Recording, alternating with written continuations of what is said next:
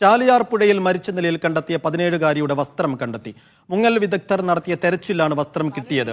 മൃതദേഹം ലഭിക്കുമ്പോൾ മേൽവസ്ത്രം ഇല്ലാത്ത നിലയിലായിരുന്നു. പെൺകുട്ടിയുടെ കുടുംബം നൽകിയ പരാതിയെ തുടർന്നാണ് കരാട്ടെ പരിശീലകൻ സിദ്ദിഖിനെ പോലീസ് അറസ്റ്റ് ചെയ്തിരുന്നത്.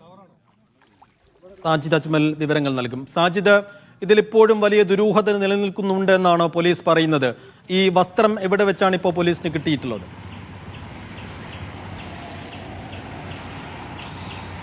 സൈഫുദ്ദീൻ, ഈ കുട്ടി വീടിന് ഏതാണ്ട് 150 മീറ്റർ അപ്പുറത്തുള്ള ചാലിയാർ പുഴയിൽ വീണാണ് മരിക്കുന്നത്. ദുരൂഹ സാഹചര്യത്തിലാണ് ഈ മൃതദേഹം ലഭിക്കുന്നത്. ഈ കുട്ടിയുടെ ശരീരത്തിൽ ആ സമയത്ത് അടിവസ്ത്രം മാത്രമായിരുന്നു ഉണ്ടായിരുന്നത്. അതായത് ഒരു പെറ്റിക്കോട്ടും ഈ പാൻറ്റും മാത്രമായിരുന്നു ഉണ്ടായിരുന്നത്. ഈ മുകൾ ഭാഗത്തുള്ള ചുരിദാറിന്റെ ടോപ്പ് ഉണ്ടായിരുന്നില്ല. അതാണ് ഇപ്പോൾ ലഭിച്ചിരിക്കുന്നത്.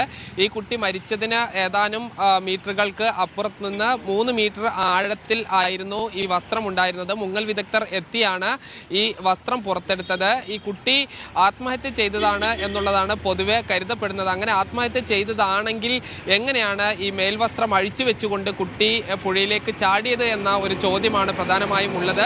അതുകൊണ്ട് തന്നെ ഇത് ഇപ്പോഴും ഒരു ദുരൂഹമായി തന്നെ നിലനിൽക്കുന്നു. ഈ കുട്ടിയുടെ വസ്ത്രം ഇപ്പോഴാണ് എന്തായാലും മുങ്ങൽ വിദഗ്ധർ എടുത്തത്. ഇതിൽ പോലീസ് കൂടുതൽ അന്വേഷണം നടത്തേണ്ടി വരും. അതുകൊണ്ട് തന്നെ ഈ വസ്ത്രം എങ്ങനെ കുട്ടി സ്വയം ഊരി വെച്ചതാണോ, ഇല്ലെങ്കിൽ അത് മറ്റാരെങ്കിലും ഊരി കുട്ടിയെ തള്ളി ഇട്ടതാണോ തുടങ്ങിയ കാര്യങ്ങളെല്ലാം തന്നെ അന്വേഷിക്കേണ്ടതുണ്ട്. അതിലേക്ക് കൂടി പോലീസിന്റെ അന്വേഷണം നീങ്ങുമെന്നാണ് മനസ്സിലാക്കുന്നത്. ഈ സിദ്ദീഖ് എന്ന കരാട്ടെ മാസ്റ്ററെ ഇന്നലെ രാത്രി തന്നെ പോലീസ് അറസ്റ്റ് ചെയ്തിരുന്നു. ഇനി മറ്റാർക്കെങ്കിലും ഇതിൽ പങ്കുണ്ടോ? ഈ ആത്മഹത്യാ പ്രേരണ കുറ്റം അതുപോലെ തന്നെ പോക്സോ വകുപ്പ് ഉൾപ്പെടെയാണ് ചുമത്തിയിരിക്കുന്നത്. ഇത് സംബന്ധിച്ച് ദുരൂഹത നീക്കുന്നതിനായി പോലീസ് വന്നിട്ടുണ്ടോ സാജിദ്? ആത്മഹത്യ തന്നെയാണ് എന്നുള്ള കാര്യം പോലീസും ഉറപ്പിക്കുന്നുണ്ടോ? പോലീസിന്റെ പ്രാഥമികമായ നിഗമനം ആത്മഹത്യ എന്നുള്ളതാണ്. അതുകൊണ്ട് തന്നെ ഈ ആത്മഹത്യ എന്ന നിലയിൽ തന്നെയാണ് ഇപ്പോൾ പോകുന്നത്. എന്നാൽ ഈ വസ്ത്രം ഊരിവെച്ച് ഈ 17 വയസ്സുള്ള ഒരു പെൺകുട്ടി പുഴയിലേക്ക് എടുത്ത് ചാടുമോ എന്നുള്ളൊരു ചോദ്യമാണ് പ്രധാനമായും ഉള്ളത്. അതാണ് ഏറ്റവും വലിയ ദുരൂഹതയായി നിലനിൽക്കുന്നതും. ഈ ചുരിദാറിന്റെ ടോപ്പ് ആയതുകൊണ്ട് തന്നെ സ്വാഭാവികമായി വെള്ളത്തിന്റെ ഒഴുക്കിൽ അത് ഊരിപ്പോകാനുള്ള സാധ്യത കുറവാണ്. ഈ കുട്ടിയുടെ കാലിലുള്ള ചെരുപ്പ് ഊരിപ്പോയിട്ടില്ല. പക്ഷേ ഈ വസ്ത്രം എങ്ങനെയാണ് ഊരിപ്പോവുക എന്നൊരു സംശയവും നിലനിൽക്കുന്നു. എന്തായാലും ആത്മഹത്യ എന്നുള്ള ഒരു പ്രാഥമിക നിഗമനത്തിലാണ് ഇപ്പോൾ പോലീസ് ഉള്ളത്. കൂടുതൽ അന്വേഷണത്തിലാണ് മറ്റ് എന്തെങ്കിലും കാരണമാണോ എന്നുള്ളത് വ്യക്തമാകൂ. സൈഫുദ്ദീൻ, ഈ സിദ്ദീഖ് എന്ന കരാട്ടെ അധ്യാപകനെ എന്തൊക്കെ കാരണങ്ങളുടെ പുറത്താണ് ഇപ്പോൾ പോലീസ് അറസ്റ്റ് ചെയ്തിരിക്കുന്നത്? ആത്മഹത്യാ പ്രേരണ കേൾക്കുന്നുണ്ട്. സ്വാഭാവികമായും കുടുംബത്തിന്റെ പരാതി ഉണ്ടാകണം. അപ്പോൾ ഈ കരാട്ട അധ്യാപകന് ഈ കുട്ടിയുടെ മരണവുമായി ബന്ധപ്പെട്ട് എന്തൊക്കെ കാര്യങ്ങളാണ് ഇപ്പോൾ പറഞ്ഞു കേൾക്കുന്നത് സാജിദ്?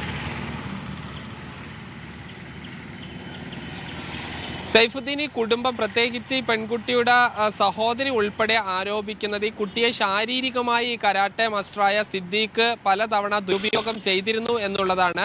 ഈ വിഷയത്തിൽ ഒരു പരാതി നേരത്തെ നൽകുകയും ചെയ്തിരുന്നു.